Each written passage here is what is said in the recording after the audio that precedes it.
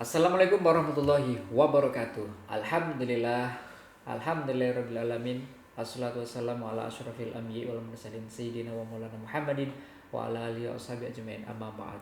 Jumpa kembali dengan kami di podcast Ramah Remaja Masjid Al-Huda Desa Keluaran Kecamatan Penawan Kabupaten Grobogan.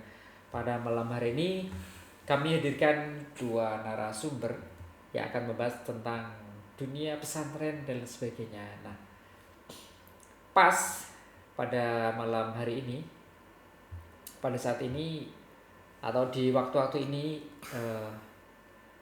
momennya adalah kelulusan bagi anak-anak sekolah, bagi para anak-anak madrasah, dan tentunya nanti akan melanjutkan ke jenjang berikutnya. Nah, kenapa kok kami mengutamakan tentang pesantren? Nah, karena bagi kami pesantren ini adalah sangat penting, ruhnya kehidupan atau tempat belajarnya ilmu-ilmu kehidupan, terutama ilmu agama ada di pesantren.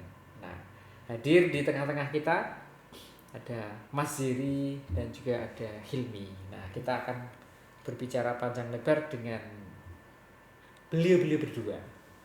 Oke, tanpa panjang lebar, kita akan saling sapa menyapa. Assalamualaikum warahmatullahi wabarakatuh. Waalaikumsalam warahmatullahi wabarakatuh. Oke, alhamdulillah. Jadi ini sebenarnya saya di sini itu enggak tahu ya, ini kayaknya kena jebakan Batman. Jadi saya tadi di chat sama Mas Nur. Katanya mau ada podcast, katanya suruh main-main. Wah, mau lihat kan aslinya. Mau main-main ke sini. Sampai di sini malah jadi bintang tamu. Ini enggak tahu ini bagaimana ceritanya ini. Tapi alhamdulillah insyaallah mumpung ada waktu ya, saya mumpung ada waktu, ada kesempatan jadi bisa hadir di sini. Jadi perkenalkan nama saya Yeri Syafrizal Rahman.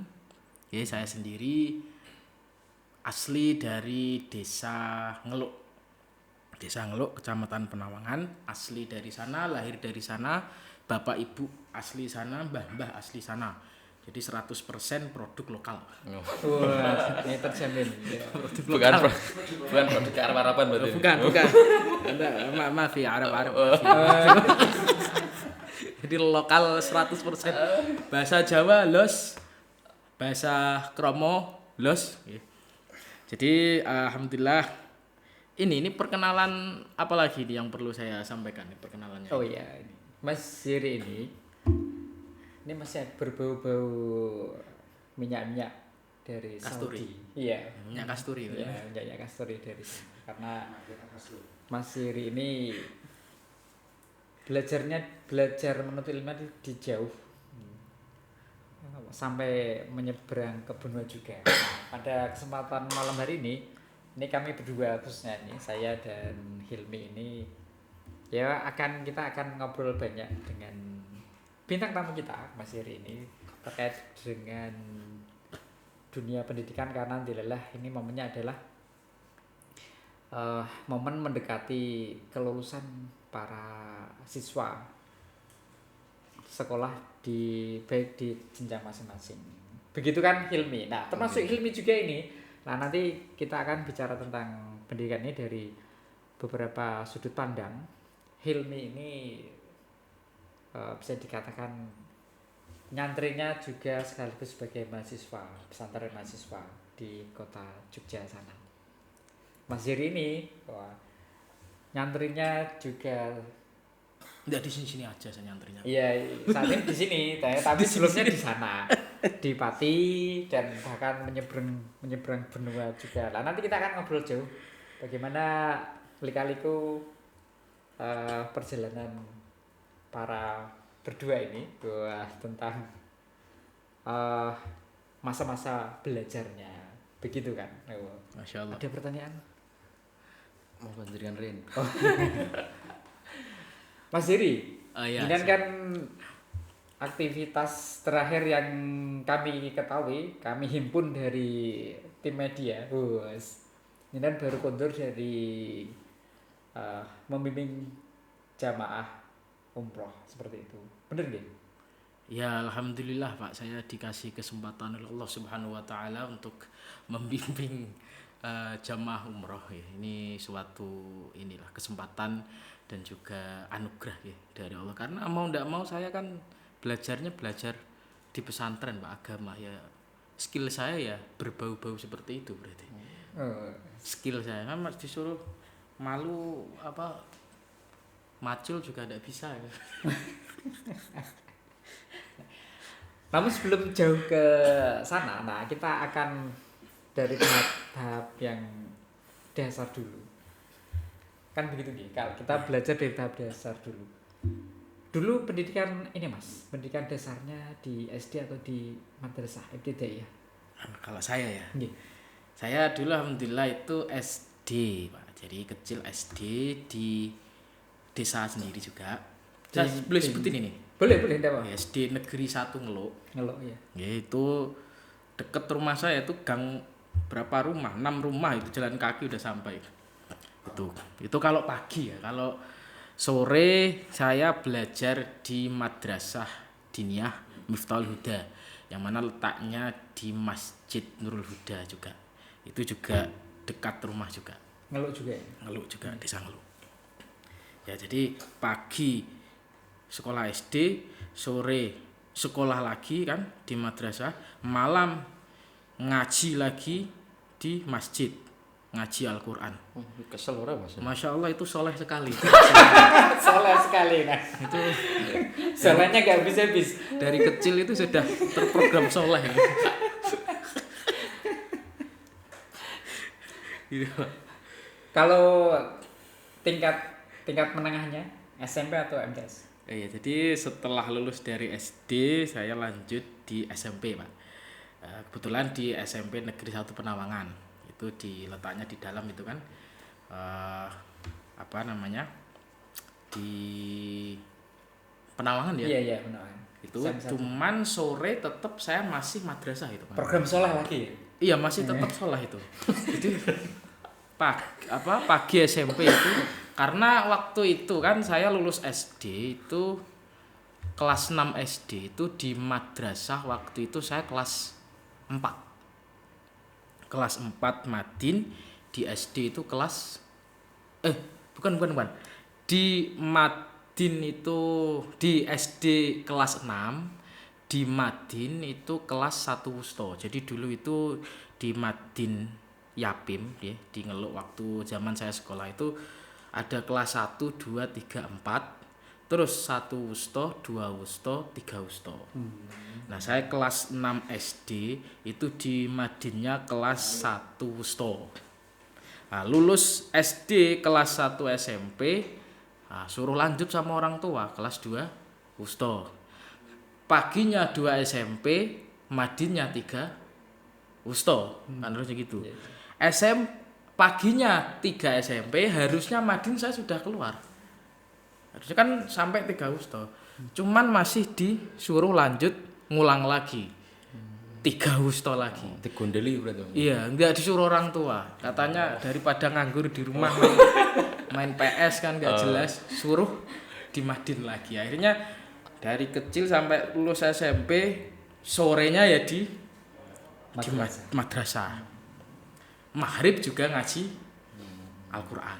Itu sampai lulus SMP. Ya, alhamdulillah. Jadi setiap hari-hari saya dipenuhi dengan hidup program soleh. Iya. Terus itu setelah SMP itu lanjut kemana Mas? Jadi setelah SMP itu waktu itu almarhum bapak saya itu bilang, mewanti-wanti, Mas Yeri nanti kalau lulus SMP bapak mohon kamu harus mau mondok ya. Jadi saya dipaksa Pak. Saya kan punya kakak kan, saya kan empat orang nih. Kakak saya perempuan, terus saya anak nomor 2, adik saya nomor 3, terus yang paling kecil nomor 4. Nah saya ini ya, kakak saya itu lulus dari SMP itu juga mondok sebenarnya. Cuman dia nggak kerasan. Akhirnya minta keluar. Akhirnya sama bapak saya almarhum, ya sudah dibolehkan keluar dia. Akhirnya lanjut SMA. Lah pas waktu saya lulus SMP, itu tidak ada kompromi lagi Pak. Bapak saya itu sedikit memaksa gitu, pakai diplomasi yang begitu rumit itu. Jadi dia itu mohon tapi agak memaksa. Mas Heri, tolong ya kalau bisa lanjut mondok ya. Jangan sampai bilang tidak kan bingung ini minta tolong tapi memaksa.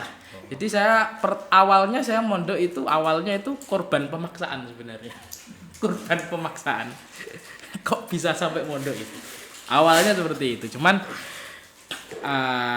ya karena waktu itu ayah almarhum itu bilang seperti itu, akhirnya mau tidak mau oke lah saya okein ya Pak, insyaallah ya Pak saya mau lah. Cuman pada waktu itu kan saya belum tahu ya dunia di pesantren seperti apa, bagaimana hidup di pesantren seperti apa, dan saya juga itu tipe yang dulu waktu sebelum mondok itu tipe yang suka di rumah Pak. Jadi kan ya bayangin pagi sekolah, sore sekolah, malam ngaji. Jadi tidak pernah keluar-keluar. Introvert lah. Iya, introvert gambarnya, anak rumahan gitu. Terus disuruh mondok jauh dari rumah kan ya kaget gitu kan. Cuman ya sudahlah, karena dimintai tolong sama bapak, dipaksa sedikit-sedikit dipaksa kan. Akhirnya saya mau walaupun banyak ini sih kejadian-kejadian yang aslinya saya malu mau cerita itu awal-awal mondok kayak gimana itu. Gimana ini? Kemudian kan tadi setelah purun mondok ya, mau mondok, gimana itu nyanterinya? Jadi waktu itu saya kan diajak sama bapak itu dikasih pilihan mau mondok di mana awalnya, cuman disarankan di daerah Pati waktu itu, di kota Pati. Saya sama bapak pertama itu mengunjungi pondok ini Pak, di Guyangan tuh. Guyangan, ya. Awalnya JPRU. Enggak tahu namanya saya Pak. Pokoknya di Guyangan. Oh, iya. Ya Guyangan kan waktu itu pondoknya satu doang itu kan. Oh, iya. Saya sama ayah sama bapak ke sana. Ya niatnya mau survei dulu kan, pondoknya ini gimana gitu kan. Saya waktu ke sana itu awalnya sudah mau cocok, wah kayaknya di sini enak ini. Kan agak gede gitu kan. Gede terus orangnya banyak juga, terus bangunannya juga bagus. Saya kan lihat bangunannya juga, ini kan diajak ke kantor. Masuk kantor ada AC-nya Pak. Wah ada AC-nya ini. Kayaknya ini di sekolah di kamar ada AC-nya mungkin. Lah akhirnya oke lah, setuju. Sama bapak saya bilang, Pak saya mondok di sini aja. Cuman bapak bilang ya oke, cuman setelah ini kita survei lagi katanya. Survei di Kajen. Oke lah. Setelah itu kita sama bapak ke Kajen. Pondok pertama yang kita datangi itu pondoknya Mbah Sahar. Bukan, pondoknya Kulon Banon. Abah Muat. Ke sana jeder. Lihat pondok Kulon Banon, jatuh hati Pak saya Pak. Kan bangunannya besar itu, ya, tingkat bersih kan. Wah Pak saya nggak jadi Guyangan Pak. Saya sini aja ini. Kayaknya menarik ini kan. Oke ya. Terus diajak lagi. Setelah itu di pondoknya beliau almarhum Kiai Haji Muhammad Mbah Sahar. Beliau kita ke pondoknya Mbah Sahar jeder. Sampai di depan pondoknya beliau saya melihat taman Pak. Di depan pondok beliau kan ada taman. Iya. Wah, jatuh hati Pak saya. Pak saya di sini aja. Jadi gak plan itu. Ini tampaknya Mas Heri ini tipe-tipe yang gak mudah jatuh hati. Dan saya jatuh hatinya sama tamannya. Lanjut. Jadi jujur waktu itu saya kan ya karena belum pernah tahu dunia pesantren, saya juga enggak tahu kiai-kiai di Kajen, saya enggak tahu waktu itu beliau Mbasal saya juga belum tahu, Mbah Muat juga saya belum tahu, guru-guru saya yang di Kajen saya enggak tahu, yang di Guyangan juga kiai-kiai saya juga enggak tahu, saya betul-betul nol dengan dunia pesantren karena enggak tahu apa-apa. Ya saya mau di Kajen di pondoknya beliau Mbasal waktu itu ya karena melihat taman itu. Berarti yang jatuh hati terakhir jatuh hati awalnya melihat taman itu. sampai menjadi alumni di pondok. Ya, jadi sehingga akhirnya di situ terus mendaftar akhirnya ya alhamdulillah bisa sampai selesai di situ. Alhamdulillah itu berkat Allah Subhanahu wa taala. Program anak soleh. Oke Mas, nah ini kita akan tanya sebelah Mas. Oke. Bagaimana dulu awal-awal merintis karir di sekolah?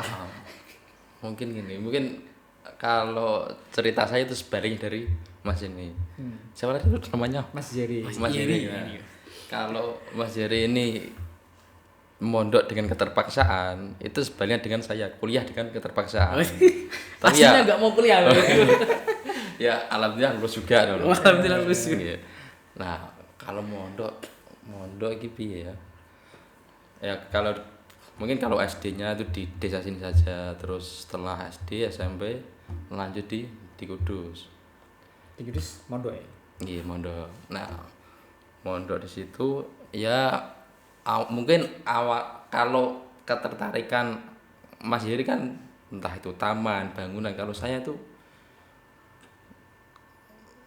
muncul klik mau mondok itu lupa kalau nggak salah. Waktu kecil kalau nggak salah. Waktu kecil ada mungkin hanya kejar omongan.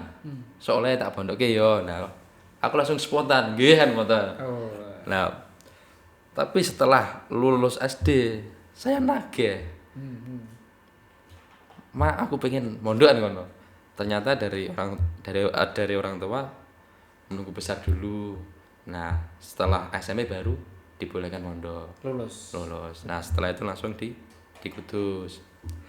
Kalau di Kudus ya SMA-nya di Kudus setelah kalau di Kudus itu kan gini.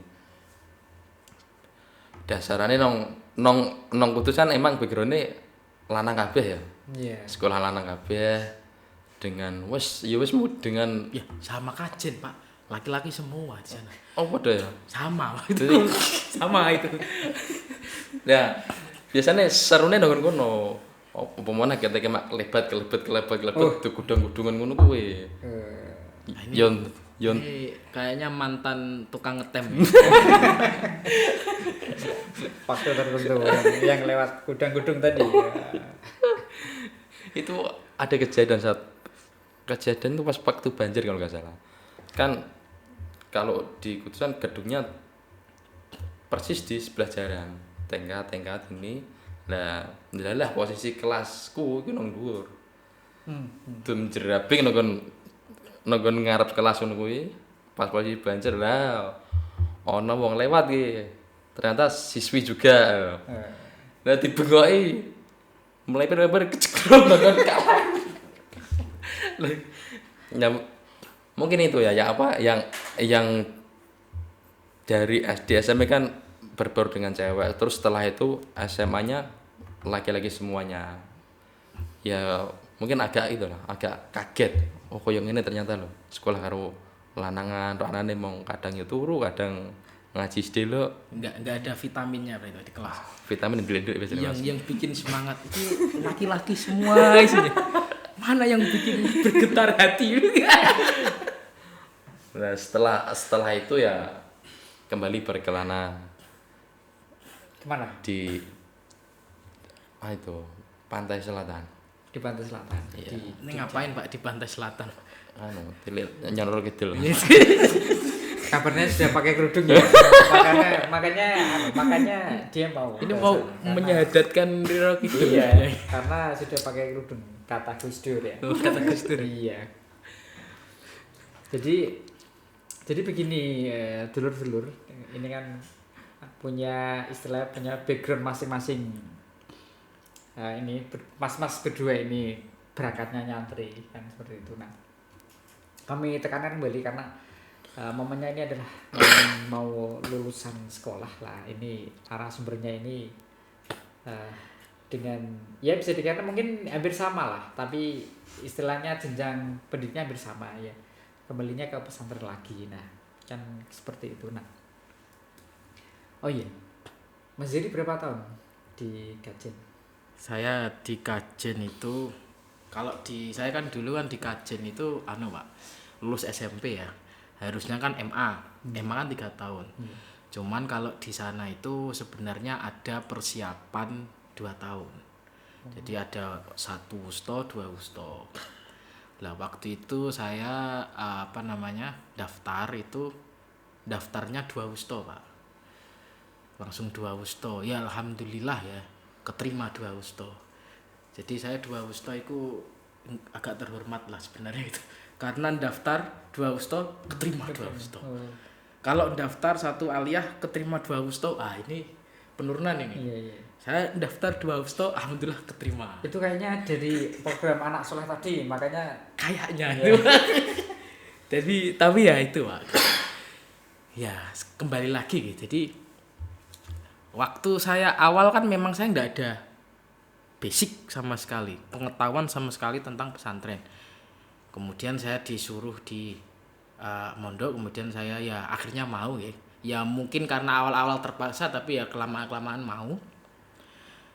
Nah, ini menarik, Pak. Ini saya sebenarnya malu, Pak, ini. Apa ini?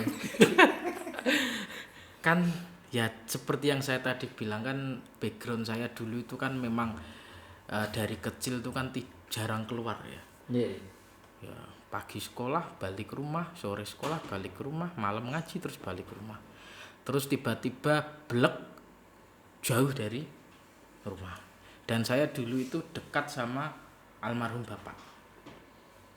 Saya baru mondok, Pak, ya kan. Ditinggal ayah saya kan.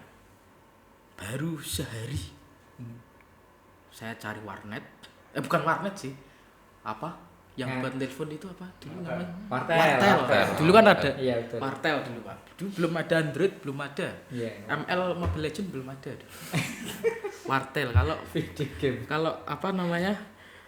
Hiburannya di warnet. Mainnya Ninja Saga. Wartel, Pak, cari wartel. Saya nelpon bapak. Pak, pokoknya besok saya harus ditilii. Baru sehari, Bos. Sehari mondok, besoknya pengen ditilii. Pengen dijemput, disambangi. Iya. Ya karena kan waktu itu kan saya jadi sekolah di Kajen itu memang agak unik, Pak. Yang SMP itu saya sudah lulus, cuman sekolahnya itu belum selesai. Jadi kalender yang dipakai itu beda, belum ajaran baru, belum tahun ajaran baru yang di sekolah. Jadi saya pagi udah lulus SMP, terus mondok dulu, belum mulai sekolah. Karena Sawal ya. Karena Sawal di sana mulainya. Karena jalan baru Sawal. Jadi saya ke sana itu setelah Ramadan, Dul Qodah atau nggak salah. Iya. Pokoknya sebelum ajaran baru lah. Nah karena belum mulai kan sekolahnya, jadi yang lainnya itu pagi pada sekolah, saya belum, kan nganggur di sana kan pagi-pagi. Lah itu makanya saya cari wartel, nelpon bapak, Pak pokoknya besok saya mau disambangi. Besok disambangi juga, Pak, lagi. Ternyata disambangi juga.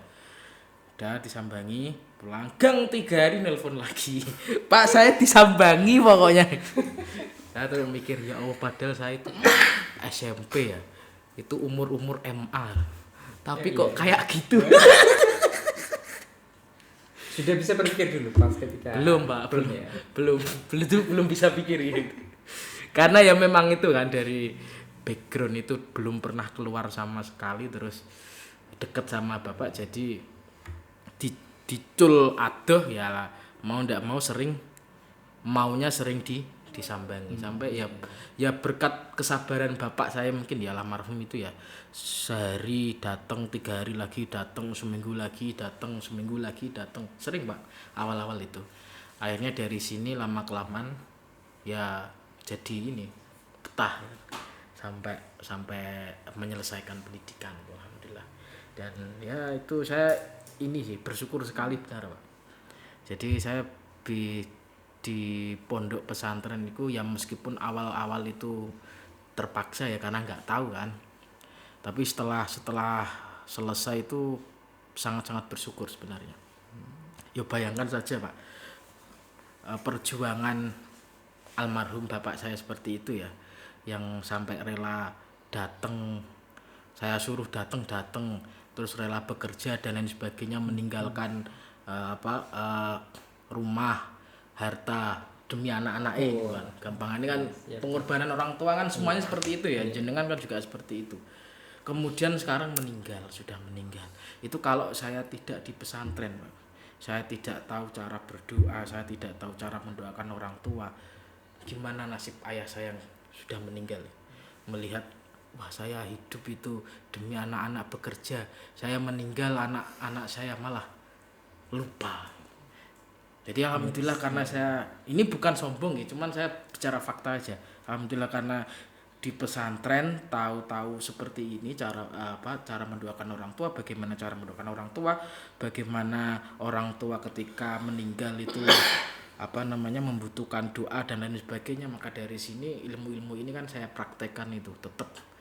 Saya ingat bahwa dulu bapak almarhum itu berjuang, sekarang beliau sudah meninggal dan saatnya buat saya anaknya yang dulu dipondokkan ya, disekolahkan, diragati,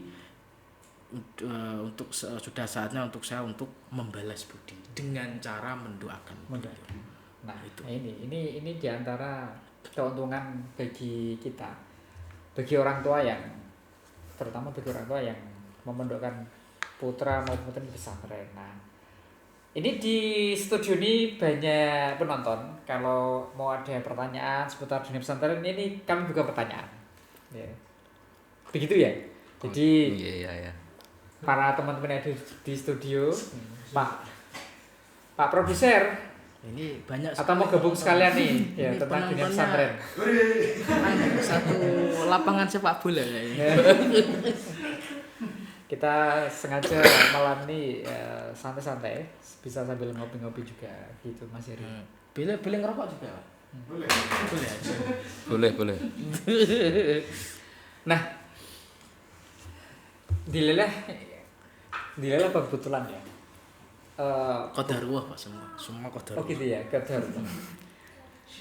Di beberapa hari ini kita sedang istilahnya diramaikan dengan berita-berita berseliweran tentang, para media menyebutnya tentang pesantren ya ada yang kok dilelah kejadiannya di Pati ya kayak gitu.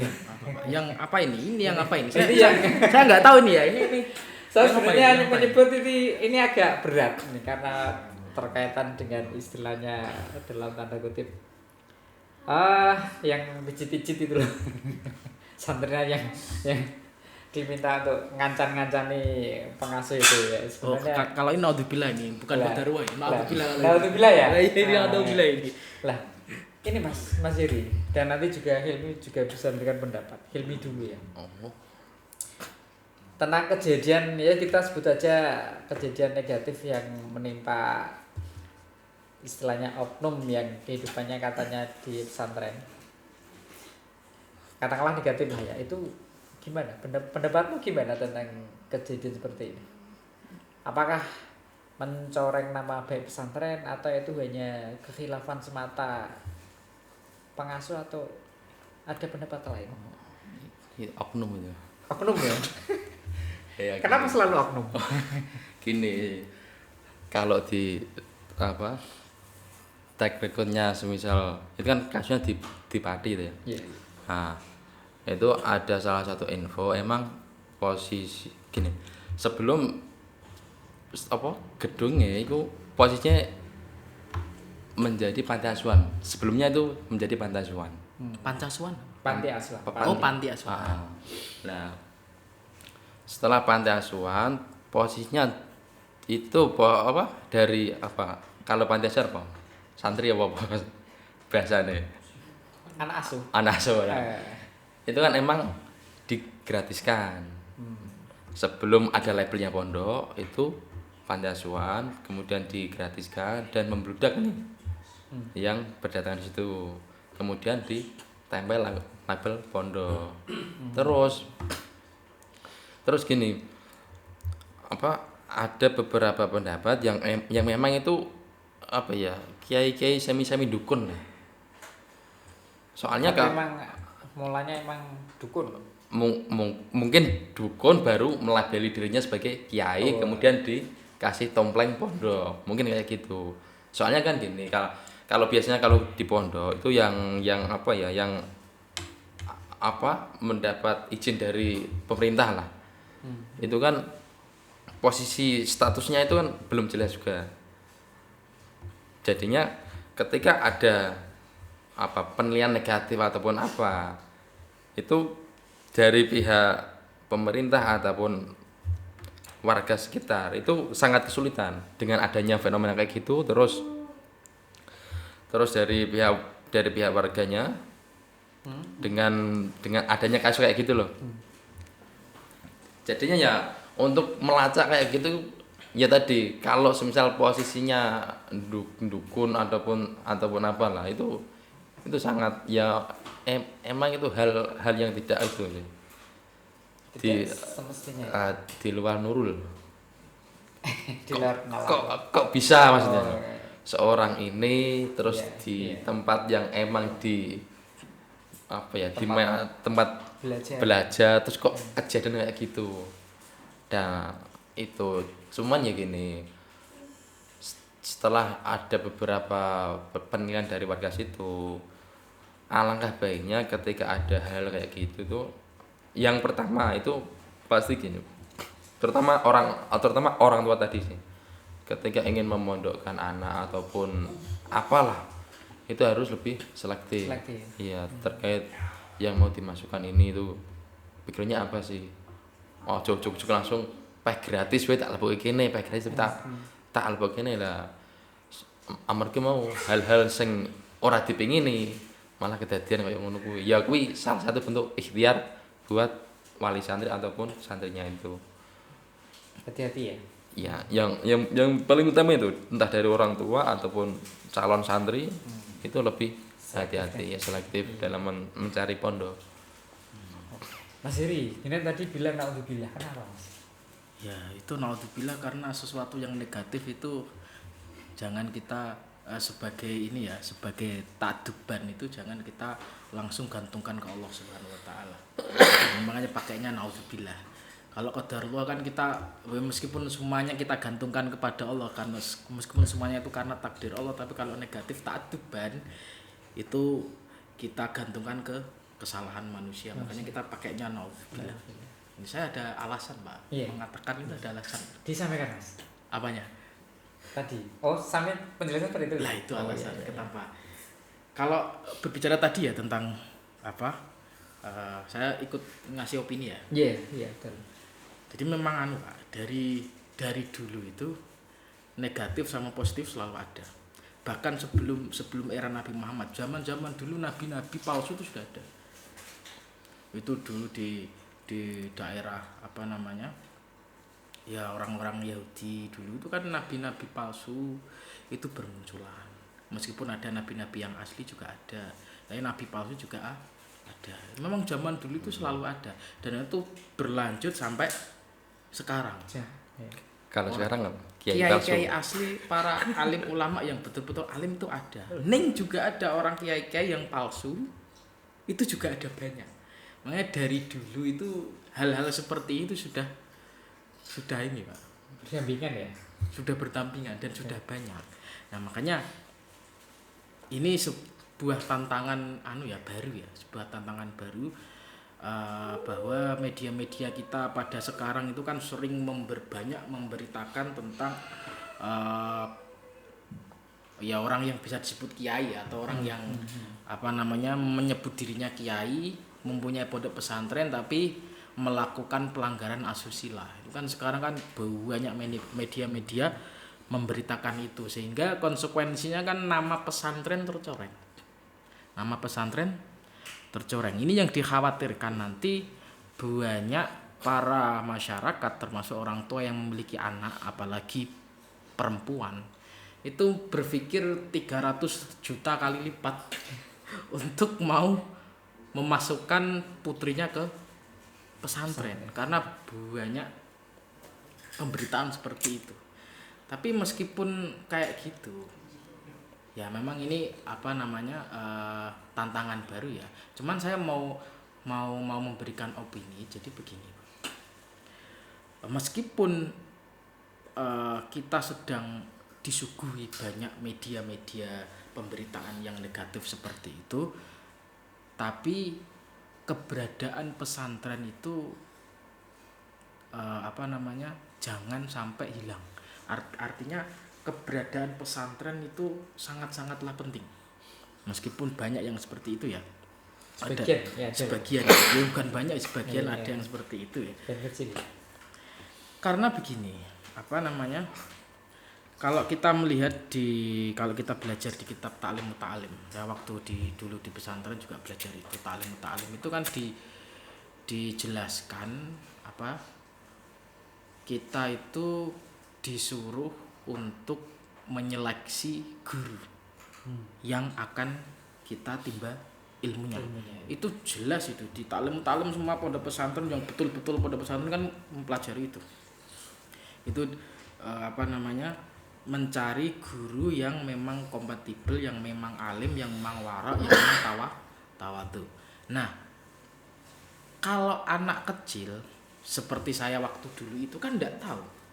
Iya. Ini mana ini kiainya yang betul-betul kiai yang saya bisa ngambil ilmu itu, saya kan enggak tahu dulu. Nah, ini peran orang tua di situ, Pak. Peran orang tua, peran pengasuh, peran orang yang bertanggung jawab, peran wali dari si anak itu ya ini. Akhirnya orang tua itu tidak langsung memondokkan anaknya ke sembarang pesantren. Pokoknya ada pesantren, pondok kono wis tangan, aku iso bebas los, anakku sing penting ngaji, aku main ngombe, misal. Misal ya. Kita orang tua jangan sampai seperti itu. Saya melihat lagi-lagi ini karena pengalaman pribadi. Saya melihat bapak saya almarhum. Bapak dulu itu sebelum memasukkan saya di pesantren, itu tanya-tanya ke orang-orang, termasuk Pak D saya. Pak D saya kan dulu juga mondok, termasuk kiai-kiai yang beliau kenal. Itu ditanya pondok-pondok pesantren yang memang apa namanya pas atau betul-betul pondok pesantren, kiainya betul-betul kiai, guru-gurunya memiliki ilmu yang mana anak saya ini bisa saya titipkan di sana. Karena mohon maaf, bapak almarhum bapak saya dulu nggak mondok, Pak. Bapak saya dulu nggak mondok, makanya beliau tanya-tanya, bertanya-tanya, akhirnya dapat kesimpulan di daerah Pati itu tadi, di Guyangan maupun atau di Kajen ya, karena saya jatuh cinta dengan taman pondok Maslakul Huda itu, pondoknya beliau Basal. Akhirnya saya di situ kok delalahnya gitu, ya kok darwah di situ. Ternyata Mbah Sal itu memang betul-betul halim, betul-betul wirai, betul-betul tawadhu, dan alhamdulillah di situ betul-betul belajar. Jadi memang poin penting itu orang tua, peran orang tua atau wali itu sangat penting, Pak. Jangan asal memasukkan pondok ke pondok. Itu nanti takutnya seperti itu, karena sekali lagi sejak dulu nabi palsu itu banyak sejak dulu. Dan itu ya karena rantai setan dengan ilayomil qiyamah, Pak ya. Diteruskan sampai sekarang ya, ngaku-ngaku kiai juga ada. Makanya itu peran daripada orang tua, Pak. Nah, kalau sampai pondok pesantren hilang, ya mohon maaf, Pak, saya tahu cara berdoa di pondok pesantren, saya tahu hukum-hukum tentang Islam dari pondok pesantren, saya tahu apa namanya bagaimana adab menghormati orang yang sudah tua, menghormati orang-orang itu dari pesantren. Saya memiliki pengalaman dulu, saya dulu itu sangat-sangat introvert, tidak berani keluar-keluar, Pak. Sekarang keluar sampai kemana-mana itu juga awal mulanya dari pesantren. Sosialisasi ya. Lah ini kalau sampai tidak ada zaman waktu saya dulu, ini sampai nggak ada, saya nggak akan tahu hal-hal seperti ini. Saya akan nggak tahu ilmu ini, saya nggak tahu hukum-hukumnya Allah, saya nggak tahu apa namanya ilmu-ilmu Islam yang mana apa namanya. Lah aku wong Islam, Rek. Wong Islam ora ngerti hukum Islam kan yo. Nah gitu. Jadi memang tantangan itu, Pak. Helmi, Kayak nyantrimu juga asik, penuh cerita cerita menarik. Oke. Saya ngikut pokok nggak apa-apa Pak ya? Iya. Ayo kita kebuli. Nyantri ya nyantri. Nyantri yo kurang ya gini. Sebelumnya gini, terkait tadi ada isu-isu yang mungkin sangat apa ya, menjadi bom meledak lah. Yang mana itu emang di situ tempatnya orang-orang soleh katanya Mas ini. Dilalah kok ono kejadian kayak ngono kuwi lho. Terus piye ngono. Nah, cuman yang perlu diperhatikan gini, kalau dihitung dari di Indonesia sendiri di Indonesia sendiri ya, itu jumlah pondok itu kurang lebih itu 40 ribuan. Itu yang emang terdaftar Mina. Nah, kebanyakan kasus-kasus yang mungkin tanda itu negatif ya. Itu di luar itu Yang terverifikasi. iya. Tapi kenapa kok ada satu kejadian ini langsung semua pondok langsung terkena imbasnya itu loh. Itulah yang kurang pas. Padahal ya kayak kasus di Pati. Emang benar-benar pondok apa mau label pondok kan ngono. Cuman label. Ya. Nah, ya makanya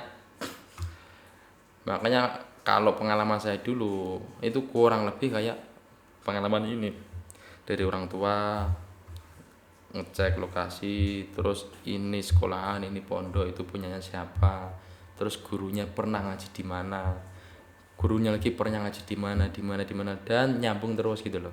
Nggak terputus maksudnya, nggak kayak bal-bal lah ya, emang bener-bener kayak iki pernah ngaji nongkon kene murid iki, oh ternyata kurang luwih nyambung nong terutama NU kan ngono.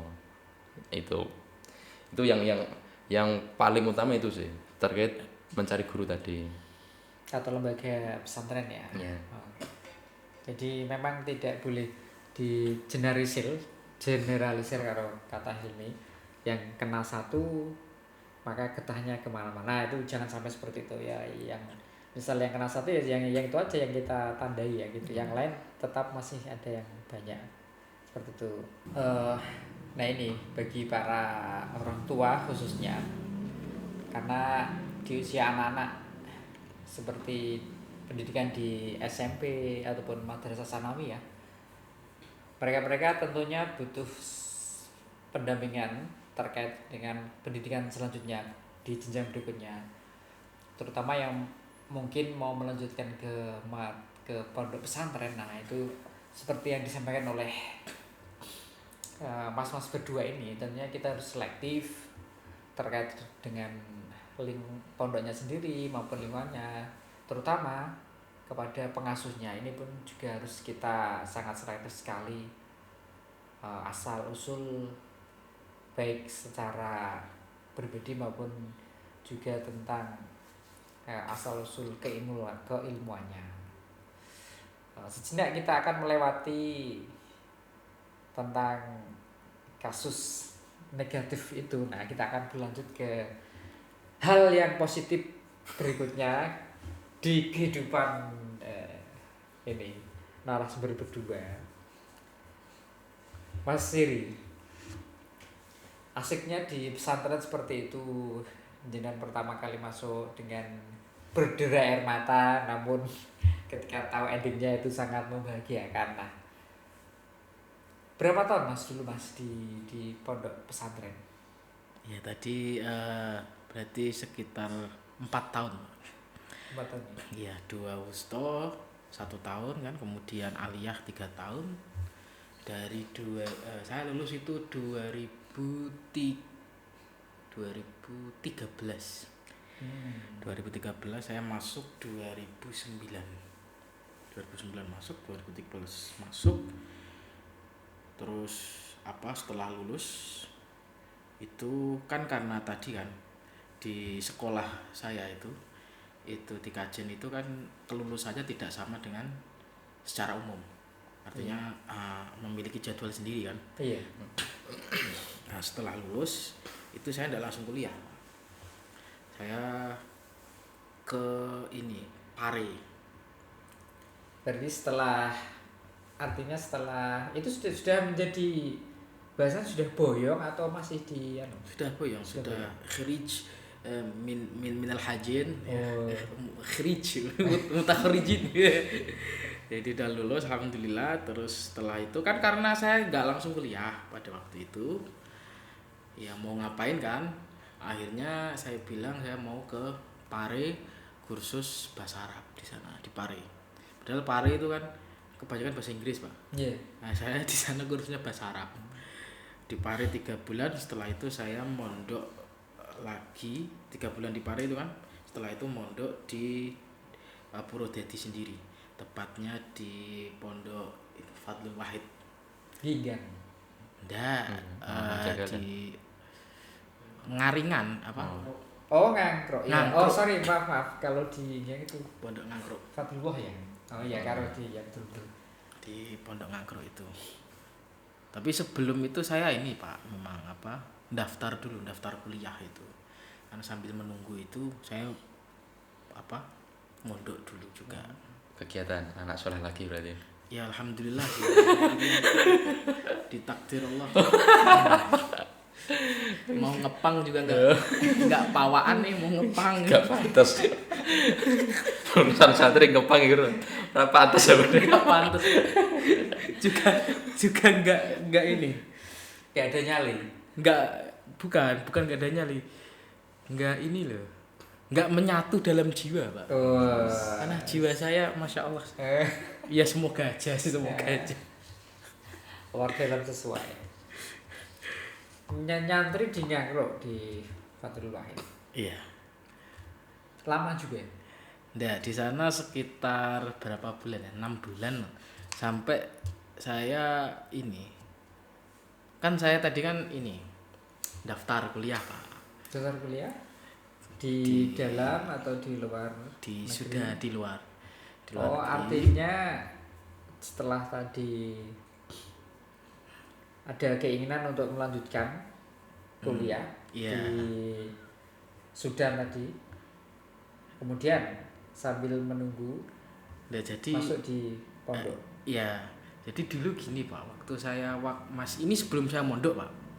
Saya masih SMP. Itu kan dulu ada film ini. Film apa namanya yang terkenal tuh, Pak? Apa ayat-ayat cinta. Oh iya. Ayat-ayat cinta itu kan backgroundnya di Mesir kan. Iya. Nah, itu saya jatuh cinta, Pak. Ini jatuhnya lagi berarti ya. Saya pingin ke Mesir. Itu belum ada itu waktu itu. Ya karena lihat apa filmnya kok kayaknya kok bagus. Terus kok enak Fahri punya 2 cewek gitu. Terus pengen ke Mesir. Saya bilang sama bapak, "Pak, saya besok kuliah ke Mesir ya." Ya, bapak bilang gitu ya. Gitu. Tapi alhamdulillah ketika lulus dari pondok, dari sekolah, itu saya mau aslinya mau daftar ke Mesir, Pak. Cuman karena ya di pertengahan jalan saya mondok, terus saya diskusi sama teman-teman dan lain sebagainya, ternyata malah saya pindah haluan tidak jadi pengen ke Mesir. Karena waktu itu kan lulus dari sebelum kelulusan itu kan ada kayak semacam ya desas-desus gitulah. Kalau yang mau lanjut ke luar negeri bisa melalui sekolah, itu bisa ke Maroko, bisa salah satunya bisa ke Sudan, atau ya dua itu sih, atau Mesir. Ya Mesir, Sudan sama Maroko. Nah, saya mikir, saya diskusi gitu, kalau di Mesir itu kan sudah banyak orang Indonesia. Pada waktu Mesir kan banyak orang Indonesia. Iya. Terus Maroko juga, saya juga kayaknya juga kesulitan kalau ke Maroko kan, karena kalau di Maroko kan itu kan ini ya semacam inilah khusus lah kalau bisa ke Maroko itu kan. Nah, terus saya milih, oh ya kalau di Sudan itu masih jarang orang Indonesia, masih jarang mahasiswa Indonesia, masih jarang. Jadi saya ke sana kan ada kayak semacam tantangan tantangan baru. Oh, ini masih sedikit orang Indonesianya, mau ndak mau saya juga nanti akan berbaur sama orang asli sana, berarti kan mau ndak mau. Jadi ini sebuah tantangan baru. Nah, makanya saya memutuskan untuk lanjut ke Sudan.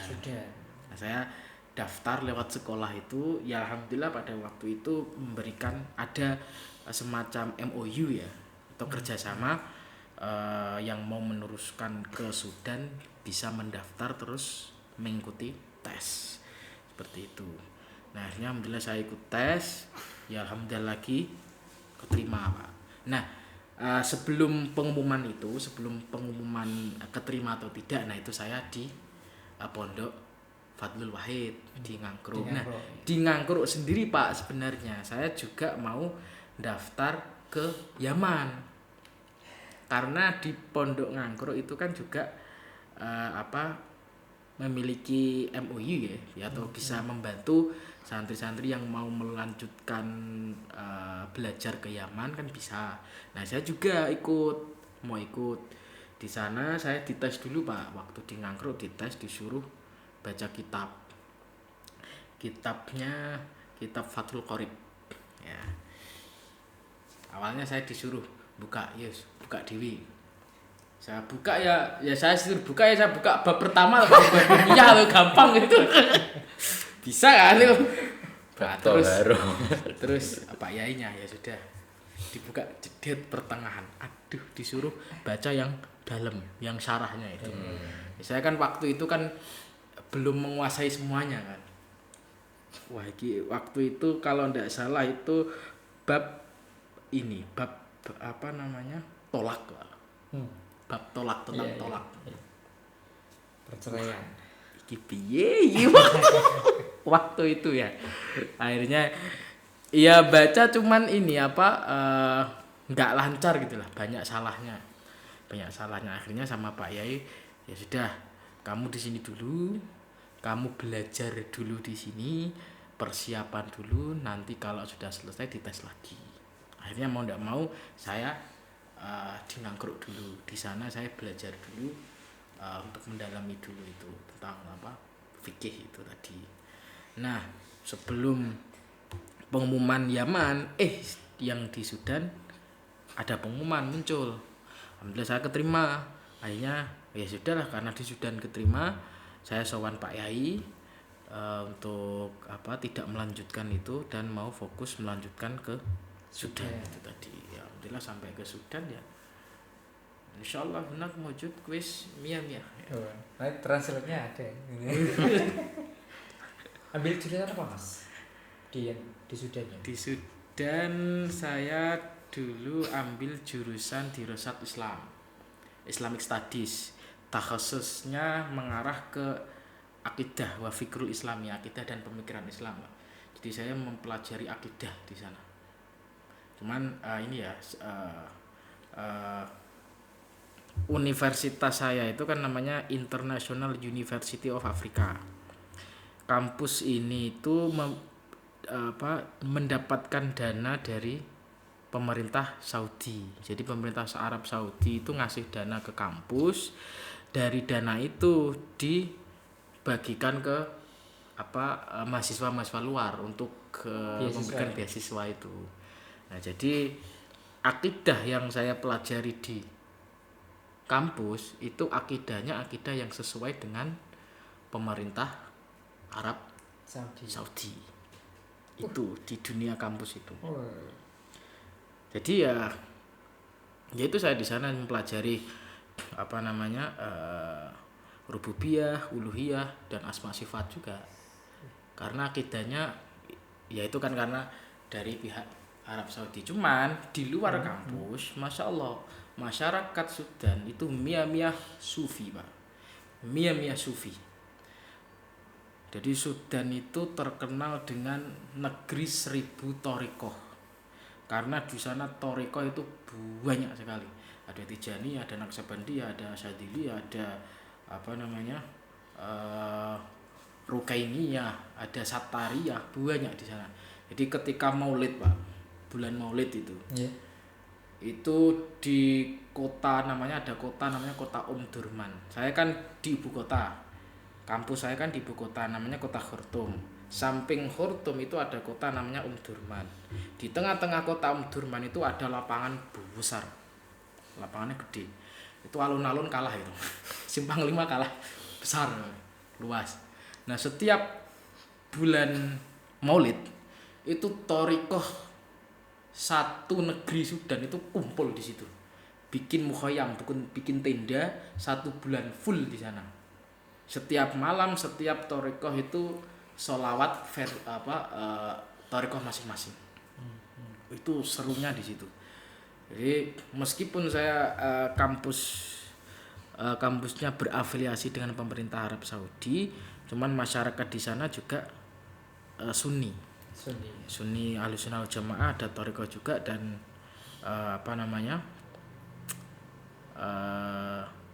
madhabnya sama, yaitu madhab Maliki. Kalau di sana fikihnya itu madhab Maliki, thariqah juga ada.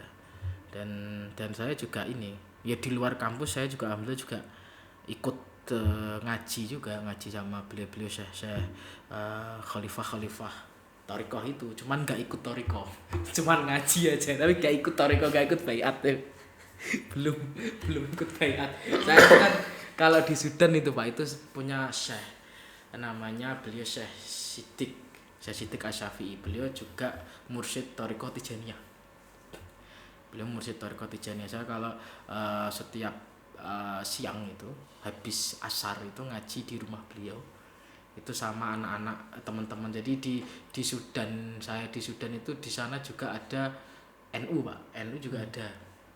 Itu PCI NU Sudan namanya, pengurus cabang istimewa Nahdlatul Ulama Sudan. Termasuk jenengan pengurusnya ya? Iya, saya mau ndak mau ngikut hidup di sana Pak. Ngikut hidup. Ya mau kumpul sama siapa, teman-temannya di sana semua soalnya. Nah itu setiap habis asar itu kita ke rumah beliau Syekh Siddiq itu, terus kita ngaji di sana dan beliau sebelum kita ngaji kita biasanya dzikir Tijani dulu. Biasanya kan kalau apalagi kalau hari Jumat sore itu kan ada dzikir khusus Tijani, itu baca la ilaha illallah sampai matahari terbenam. Nah itu ada satu pengalaman Pak. Jadi beliau Syekh Siddiq itu menawari ya chef ya, saya dipanggilnya itu Syafris. Nama saya kan Yeri Syafrizal Rahman. Saya dipanggilnya ya Sayyidi Syafris.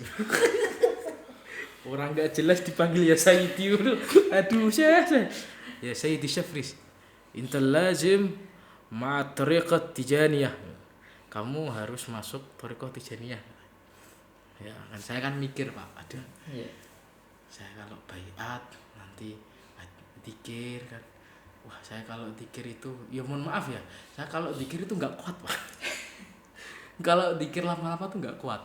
Ngantuk tuh ini. Iya, ngantuk, Pak. Kalau belajar alhamdulillah saya kuat, Pak.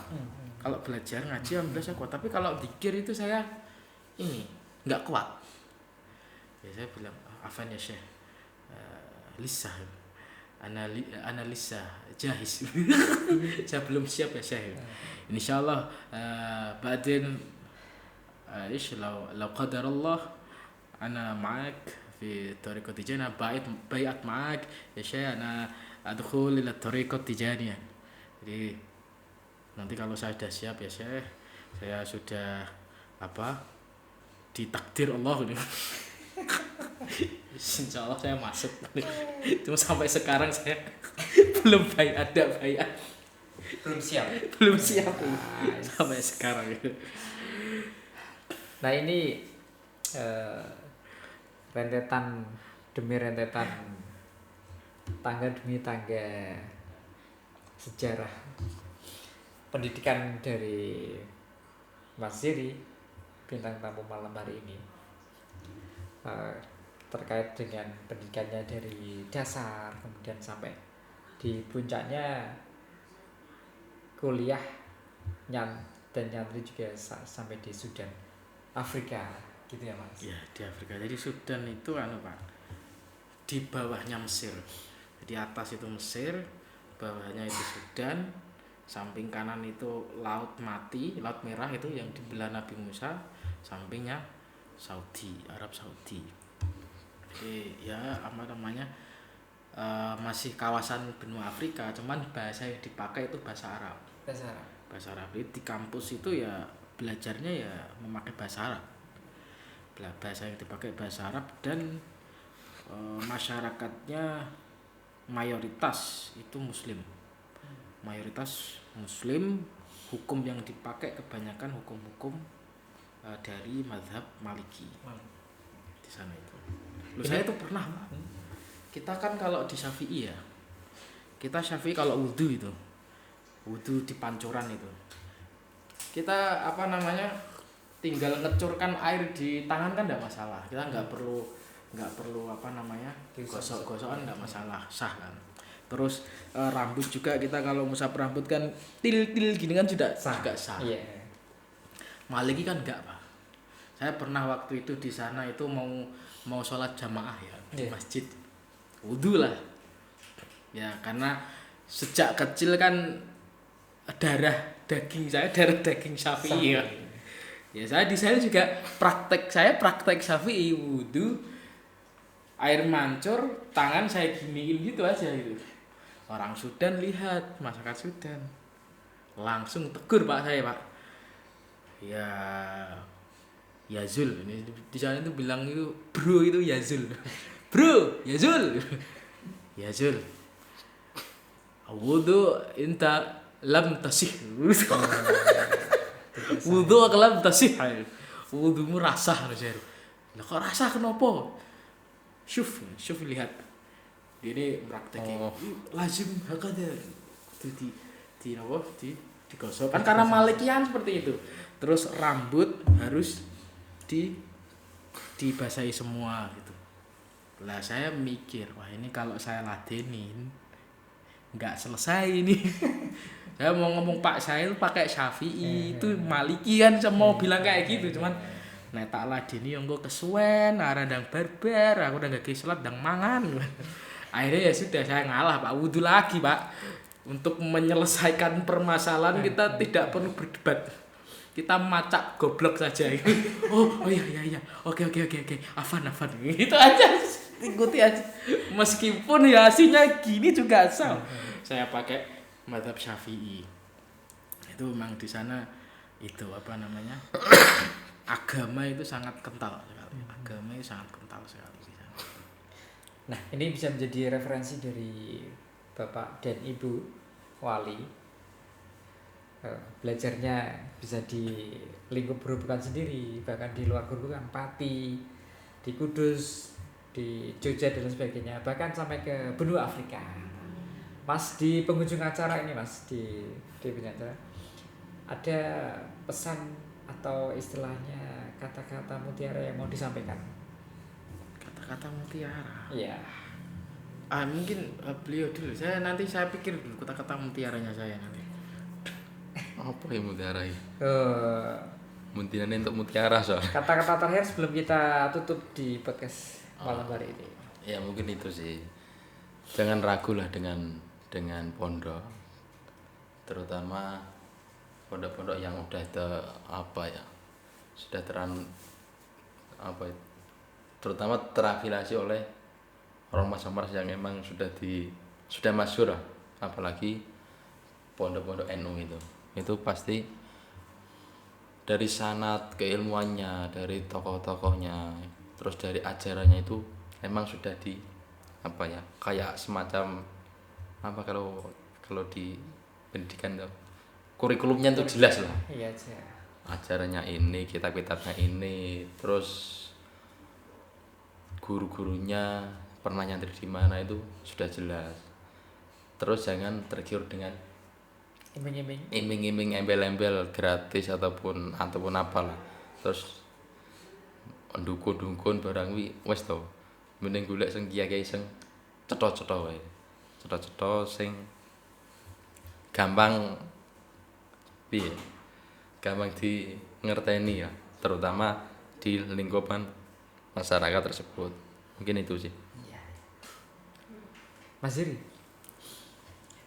Ya kalau kata-kata mutiara ya sebenarnya ini sih Pak, simpel aja sih Pak. Kita hidup itu bukan hanya hidup cari duit lalu mati. Hidup cari uang terus mati. Itu enggak. Kita hidup itu mesti tahu sebenarnya kita hidup itu kan ya ini bukan pendek malah panjang malah jadinya. Sebenarnya kita hidup itu ini mau ngapain gitu. Kita hidup tuh mau ngapain. Nah, setelah saya pengalaman guys, setelah saya dari pondok pesantren kemudian saya kuliah sampai sekarang, ya kesimpulan yang saya dapatkan sampai saat ini bahwa kita hidup itu ada yang menghidupkan, dan yang menghidupkan kita itu memerintahkan kita untuk beribadah kepadanya. Nah, kita beribadah kepadanya itu bukan asal-asalan.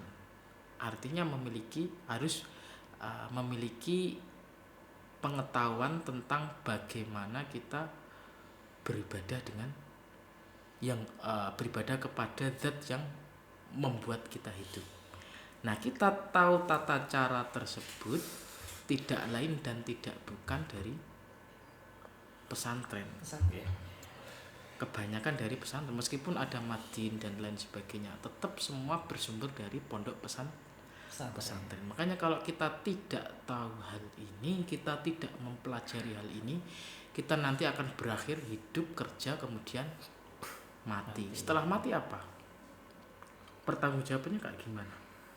Ada pertanggungjawaban. Nah, makanya dengan kita mondok di pesantren, kita belajar, kita tahu ternyata kita hidup tidak hanya untuk bekerja lalu kemudian mati.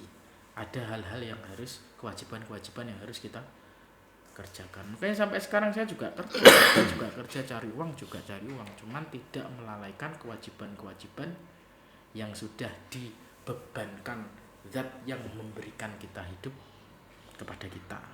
Itu kewajiban itu bisa kita ketahui dari guru-guru yang ada di pondok pesantren.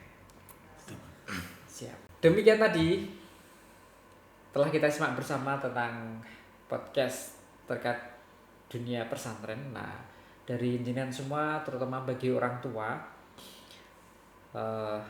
kami simpulkan sedikit, maka kita harus bisa selektif untuk memberikan jenjang lembaga pendidikan bagi putra putri kita, baik di madrasah ataupun bisa juga sekolah umum, utamanya di pesantren. Nah, kita memang harus benar-benar sangat selektif seperti yang disampaikan oleh kedua narasumber.